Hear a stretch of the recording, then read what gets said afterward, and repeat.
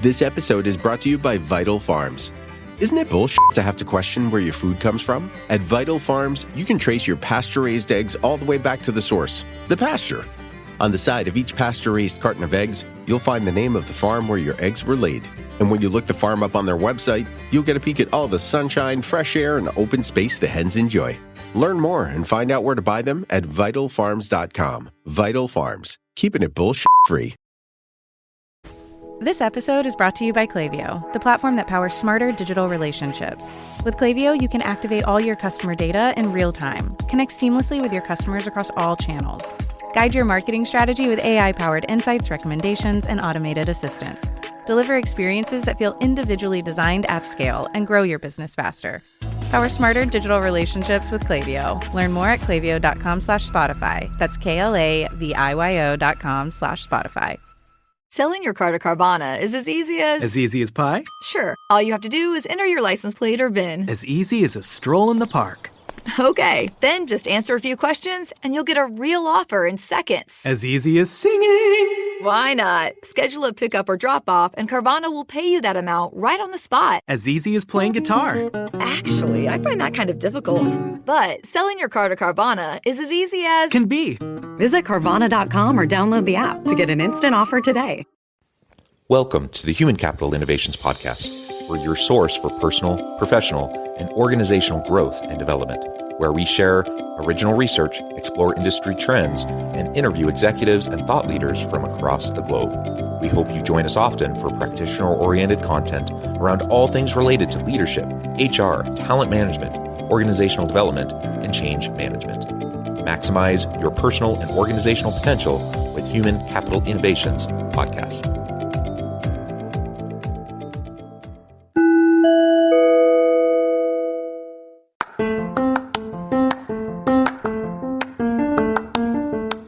If you enjoy the Human Capital Innovations Podcast, enjoy ad-free listening by going to the Patreon page, and please consider contributing even at the producer or sponsorship level. And please leave a review. Thank you for your support.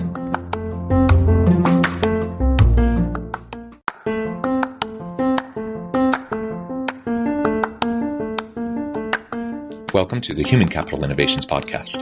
In this HCI podcast episode, I talk with Heenle Turner about what candidates are looking for in their future employer.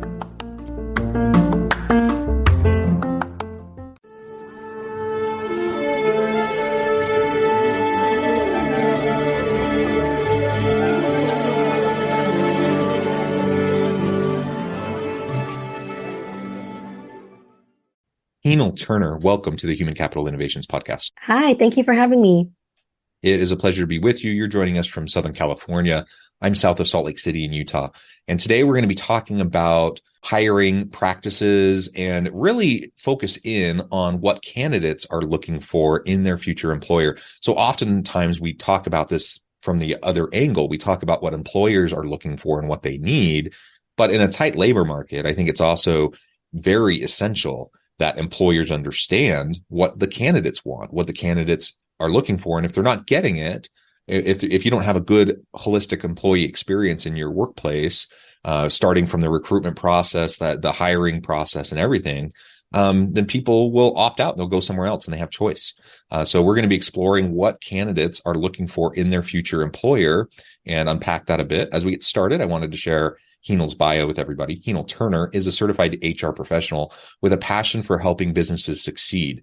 She has provided HR consulting services to more than 200 businesses varying in size and industry. And her experience in sales, customer service, and people management has uniquely positioned her to partner with entrepreneurs and business leaders to recruit and retain a team of their own 5-star employees. And I think that's what we all want. We all want A players. We all want 5-star employees. But it's a challenge right now to attract, and then it's even more of a challenge to retain them and keep them around and engaged and really highly productive within our teams and within our workforce. Anything else that you would like to share with me or my audience by way of your background, your personal context before we dive on into the conversation? I think I think you said it well. And I think we can just jump right in. Okay. So let's start on the employer side. What would you be telling employers right now? What is like the top few pieces of advice that you would give them as they're going through the hiring process if they're looking to hire great people? Two things really come to mind. One is, you really, as an employer, you really need to be, very specific and intentional with your recruitment process. So, be very specific in the details of your job posting and be clear about what it is you're looking for in your candidates and what expectations you have for them. And the goal really should be to attract people who are interested in meeting the requirements that you have. And the more specific and detailed you can be with what you need, the better. So, for example, we recommend using a job posting that includes the key, like 3 to 5 key responsibilities, plus what the success metrics are for those responsibilities. So being very specific and intentional with that job posting so that the people who apply for the role get a good understanding of what it is the needs are. And then people who, read that job posting and look at that detail and are turned off by it, they're eliminated. They kind of self-eliminate out. So that's like one big thing is, be very specific. And the second thing is really just to paint a good picture of what it is to work in your organization. So that means, like thinking through and sharing what your core values are and what your expectations are with your hires and with your candidates about, working together and being supportive to each other and, how everybody kind of interplays and just making sure that we're a right fit, like not only for the skill set, but for the mindset as well. Yeah, I love both of those. And it's implicit in what you're saying, but perhaps if we step back even a little bit, as you're trying to think about how to articulate those key components, that requires us to have a really clear understanding of what we need from, this new employee that might join our team. And the reality is what I see over and over and over again in organizations is they have kind of recycled job postings. And so they might update them a little bit, but it's essentially kind of the same thing they've used for the last decade with little tweaks and updates along the way. And, my question to them is this actually serving you and your organization, this version? Or can you start over from scratch sometimes and recreate something that actually is up to date, that aligns well with the actual lived experience of employees in that position, working with those teams and what they're expected to do? There's so often a mismatch between what the posting is and says, even when it's detailed, and what the organization or the hiring manager actually needs and wants. And it's because they just don't even take the time to update things and to make sure it's well aligned. So if we want that alignment, we want to make sure we're actually actively seeking out the right people with the right fit, with the right skill sets, competencies, and capabilities. That means we need to do our work up front, in terms of job analysis and just understanding what's actually needed before we get to the point of actually recruiting for that position. Otherwise, it's almost inevitable that we're going to end up with a mismatch unless we just get super lucky. Right. And, another trend that I find, with mishires is does start from that job description and that initial hiring process or recruitment process, where you see the person who's interviewing candidates, prepping for the interview a few minutes before the person walks in, right? Or, Googling interview questions or Googling things to ask in an interview or Googling, well, what should my job description look like? And it's a very interesting phenomenon because although it may seem like an easy thing to do, it's not really going to find what you're looking for, right? You're not truly looking for sort of the generic average, most common answer, which is what Google will provide you. You're looking for something more specific to your organization that truly is that perfect match. Yeah, it just like we tell job seekers that you need to tailor your cover letter and resume to every job, right? Same thing. Like if you're an employer and you want to actually hire for good fit, you better not just be randomly Googling and trying to find generic postings or generic interview questions. You better be a little bit more sophisticated than that and be able to tailor specifically to your organization, your context, your needs. That does take more time and more work. And so that's why it often doesn't happen, because people are busy and they're doing 1,000 things. And oh, by the way, yes, now I have an interview I need to do. Okay. I got 5 minutes. Let me do something real fast. I understand why that happens. The decisions that we make in terms of bringing people onto our team, those are big, far-reaching decisions that cost the company a lot of money and will either help aid in the overall team dynamic and productivity and innovation of your team and bringing value to the market, or it could severely hinder your ability to do that. And so you want to get it as right as possible. It's never going to be perfect all the time, but if you are thoughtful and strategic and planning in advance, that can take a lot of the guesswork out of it, and it can make sure that you have that alignment that you were talking about a few minutes ago, which I agree is so important. Something else that I would just say in relation to this, as we're thinking about that job analysis step and creating the job description and making sure there's that alignment and clear articulation of what the key metrics are and their key responsibilities, I think it's really important to be thoughtful about required versus desired qualifications. We artificially eliminate a huge number of potential people in the candidate pool depending on how we articulate that.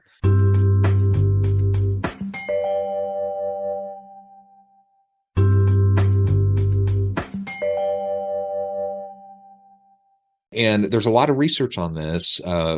So let's take, for example, if we just look at gender bias and we look at gender differences, men will tend to, if they see a posting that's interesting to them, and again, this is a generalization, but generally speaking, if men see a position that's interesting to them and they check the box on, say, 40 to 50% of their required characteristics or competencies, they'll say, yeah, I'll go ahead and throw my name in the hat and see what happens. Women, on average, they need to be able to check the box on 90+% before they even feel like they can apply. And so if something is actually really required, by all means, put that down. But if it's not actually required, don't list it. Maybe put it in suggested or, recommended qualifications or whatever, but don't require it, because we know that that's going to eliminate a lot of potential female applicants. And then if we talk about like women of color or other diverse populations, they will end up self-selecting out before you even get to have the chance to interview them. So if we're trying to cast a broad net, and have this big funnel to bring in good people, let's make sure that we're doing what actually makes sense around those requirements. Another one that is kind of my own little pet peeve is it really bugs me when organizations have some arbitrary number of years of experience on a particular competency, because I'm like, what does that actually mean? I could have 5 years of crappy experience doing XYZ. That doesn't mean I'm any more capable or qualified than anyone else. It just means I have 5 years of crappy experience. Whereas you could have someone who has a year of awesome experience, someone who's a self-starter, who's a learner, someone who's willing to, has passion and energy and is willing to put in the work to do it well. I would, every day of the week, I would rather have that second person than the first person. Yet because of the way we set up our systems, a lot of times we give preference to those other people who actually aren't going to help us succeed. So we need to just be thoughtful about all of that. Yeah, and it's another thing, when I'm explaining your sort of when we talk about basic qualifying questions and kind of entry point into sort of the real the pool of consideration, you really have to think about what's the minimum level of education or experience necessary.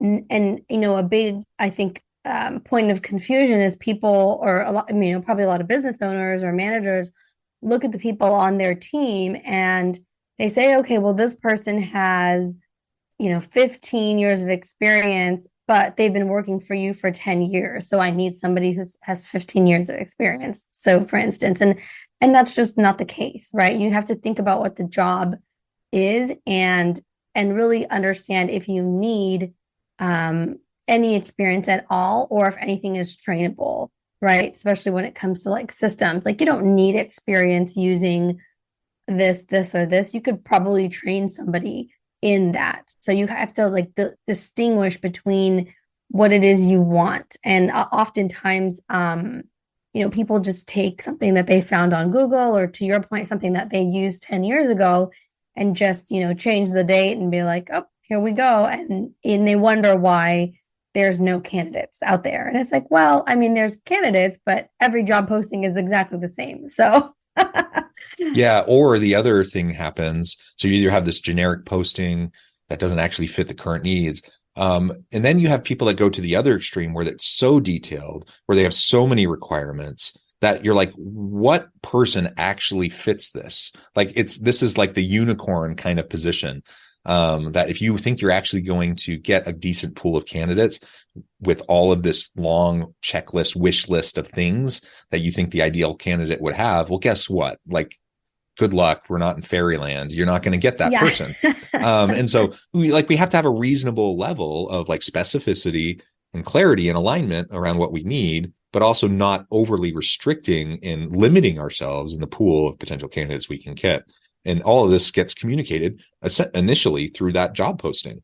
Once we get past that, then you start, hopefully you have a good screening process, a good interviewing process, all of those things, and then eventually a good onboarding process and such.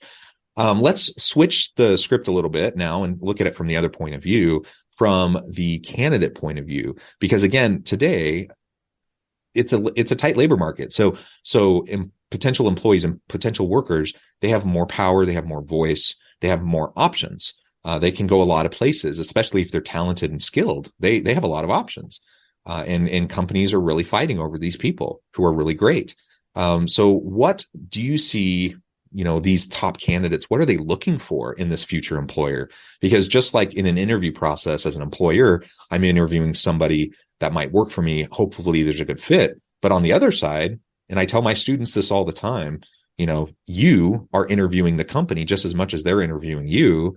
And you are looking for a fit also, because you don't want to pigeonhole yourself or have your career derailed because you end up working for a crummy boss, for a crummy organization. So it does go both ways. What types of things do you see candidates really looking for in their future employer?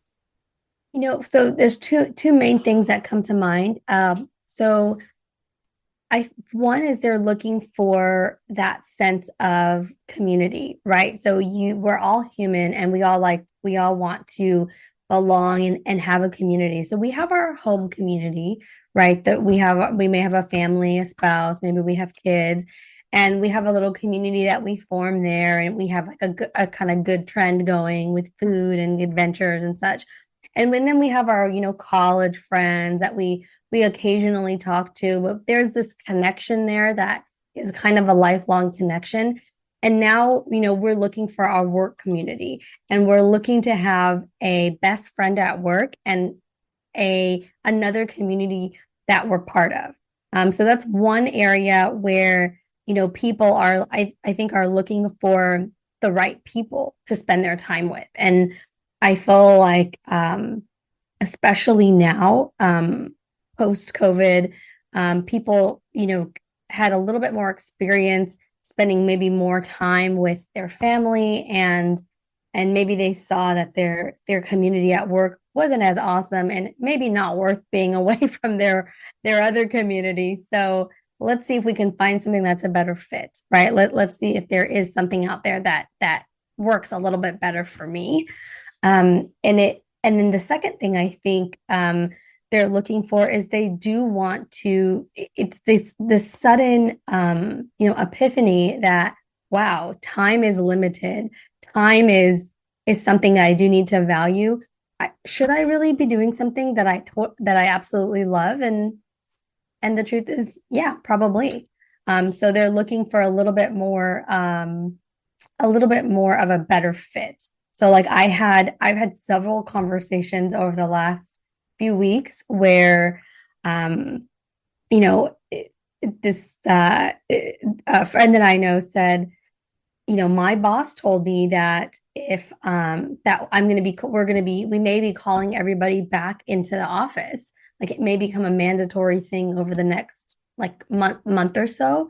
And he said, okay, well, just full transparency. Like if that happens, like I'll be putting in my retirement papers, because I mean, he's like, I can't, it's just not worth it. Like driving for 2 hours in Bay Area traffic, for what, right? Like really for what? So a lot of reflection, I think, has happened over the last few years, that has impacted the output of, I think, humans in general, and it's trickling into the workplace.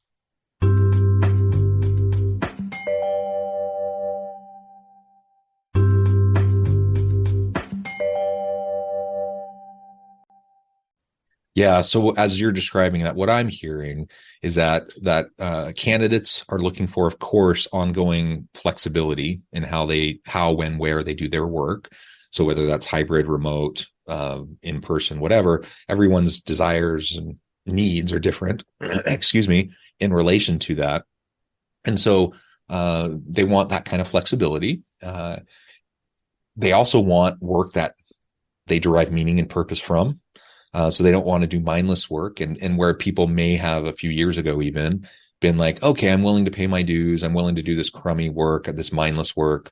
It's soul sucking, but I'll put in my time. The organization will see my commitment to them, my loyalty. I'll be rewarded, etc. And that's not playing out. They just kind of keep on getting piled on, and especially as there's been a tight labor market and people leaving, and you're not able to replace everybody. People's burdens get deeper and heavier and heavier, deeper. And so the burnout gets higher, and people are just saying, no, this just isn't worth it. I'm not going to endlessly put out more effort, time, and energy for an employer that actually has no commitment or loyalty to me. And so they're reevaluating, and they're taking stock of what's most important. And so they want stuff that's meaningful, that's purposeful, that's going to help them develop in their career. And they expect that from their employer. And if they're not getting it, they're probably going to leave, or at least they're going to recalibrate their effort. That gets into like the whole conversation around quiet quitting and such.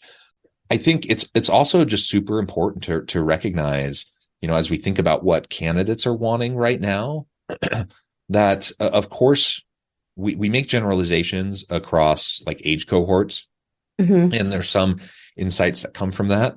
But we also need to just recognize that everyone's different. Everyone's an individual. And so we need to have ongoing conversations with our people. As leaders, we need to talk with our existing people, have stay interviews, try to understand why they're there, what they need, what they want, so that they hopefully don't leave, so we can support them.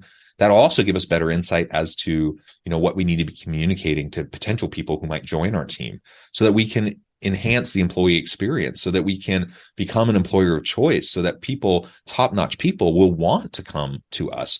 And word spreads. I mean, there are platforms out there, Glassdoor reviews, etc. Like there are ways that people share that information. People know the great places to work. They know the crummy places to work. And you better be thinking about that and putting in the time and the effort to make your place a place where people want to be, where they want to stay, where they're going to actually suggest to a friend, hey, come work with me at this place because it's awesome. And you'll actually start to build that reputation, and it'll be easier for you to get great people. Candidates want to work at a place like that. They want to work at a place where they get excited to get up in the morning, to go to work, to do something really cool, where they feel supported, where they have the resources they need to do cool things. And that's not to say that nobody expects to love everything they do 24/7. They know that you go to work and there are going to be sometimes you have to do stuff you don't like. No one's suggesting that, and this is a straw man I hear people say, like, oh, this entitled younger generation, they just want to, have their cake and eat it too. Nobody's suggesting that. Everyone knows that there's stuff you're going to have to do in any job that you don't love. But if it's so out of whack where you're doing like 90% of stuff you hate, and only like 10% of stuff that is filling and energizing, you're not going to keep that person. End of story. If you can find ways to redesign the work and balance that out a little bit. So yeah, people are doing stuff that maybe it's not their favorite, maybe it's not what they love to do, but it needs to get done. Okay, design work in such a way that those things can happen, but that every day someone has a chance to do energizing activities. soul filling rather than soul sucking activities, so that they get reinvigorated in the work that they're doing. I mean, and you really need to make. I think another thing to consider too is the person the right fit for the role? Because somebody who is, a math major, actuarial science major, people who like patterns and numbers, like they can sit and spend all day on a spreadsheet and work through that. And that is invigorating and that is exciting. Not for me, but for some people it is. So if you have the wrong person, and if you have the right person, but they're in the wrong seat, you're gonna struggle, and it's gonna be a mismatch. And to your point too, you can't overwhelm the person and give somebody who loves numbers and spreadsheets and such, and put them on a sales call and be like, oh, you're also going to be responsible for sales. So you keep your distinction there, and think about like the type of person and that you need in the role in terms of where their strengths are, and that should be the work that they're doing. And in some cases, if your roles evolve, then you should be doing some type of evaluation to see if there's another area where the person might be a better fit. And if it's not a good fit, then that's okay too, because I don't think putting somebody completely out of their preference zone is the solution, because it's going to inevitably lead to an unsatisfied person, right? Yeah, absolutely. So ultimately, let's again think about the needs of the individual, have that open communication. And this isn't, I guess, part of what I'm hearing you say, and what I also am trying to reinforce, is this isn't a stagnant thing. It's like, okay, we have a job, we have a posting, it's going to be adjusted slightly over time. We're going to hire a person, they're just going to do these things, and that's just going to stay the same. That's not the world we live in. Like, things evolve rather rapidly. And so if we're not doing regular analysis and redesign of work and realignment, then we're going to end up with mismatches, even if the person hired for the position was a perfect match 5 years ago. That doesn't mean they're a perfect match today, or in a year from now. So we need to constantly be thinking about that, and the shifting and evolving roles and duties and tasks that people need to perform. And yeah, let's give those people that are data wonks, let's give them more opportunity to do the data stuff. Those people who are people who are salespeople, let's give them the opportunity to do those things, while also perhaps reinvesting in our people, so that they're getting the reskilling and upskilling attention needed, so that they can grow into a shift, perhaps an evolving role or a shifting role or new opportunities. I'm an introvert. I'm not a salesperson. I'm passable. Like I can have those conversations with people. I can, do things reasonably well, but I'm never going to be a great salesperson. I know that about myself. I need to be passable. I need to be competent, but I'm never going to be great at it. So let me focus on the areas of my strengths, to make those even stronger. Let me reinforce the areas of my weakness so that I can at least not be a detractor from other people. And then look for alignment. And if you're investing in your people, if you're helping them to develop themselves, that's also going to help you bring more meaning and purpose into the work that they're doing, even if they're doing stuff that maybe they don't love right now, because they see that there's going to be future opportunities because of these new skills that they're developing. This is the world of work that we're in. This is the world of work this is the reality that we have to respond to if we're going to attract and retain really great people.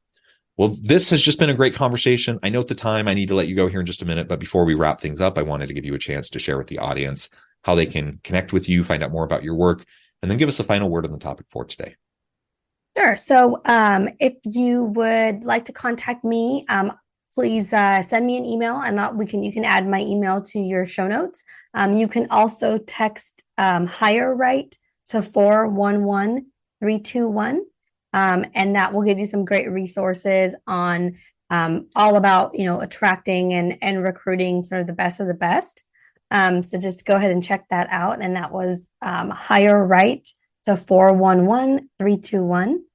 And my last big piece of advice here for those recruiting today is, when you ask a question to your candidate, give them time to respond. So try your best not to feed them the answer. Try your best to be comfortable with that, awkward silence, and let your candidates respond so you can hear what they have to say. I love it. Thank you so much. It's been a real pleasure. I encourage my audience to reach out and get connected, find out more about what Heenle can do for you. And as always, I hope everyone can stay healthy and safe, that you can find meaning and purpose at work each and every day. And I hope you all have a great week. Do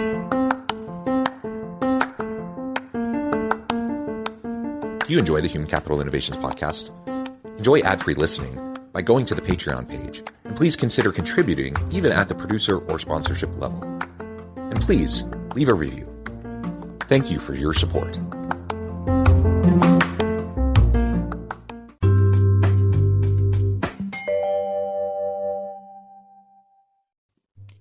Thanks again for joining us for this episode of the Human Capital Innovations podcast. I hope you stay healthy and safe and that you have a great week.